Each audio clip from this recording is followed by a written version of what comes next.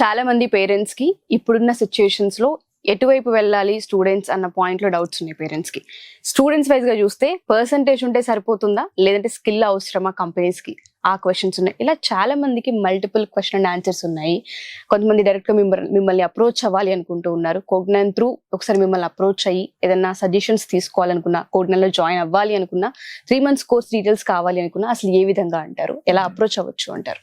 So నాతో మాట్లాడాలి అన్న, మీకున్న డౌట్స్ అన్ని క్లారిఫై చేయాలి, నెక్స్ట్ జాబ్ మార్కెట్ ఎలా ఉంటది అని పేరెంట్స్ కి చాలా డౌట్స్ ఉన్నాయి.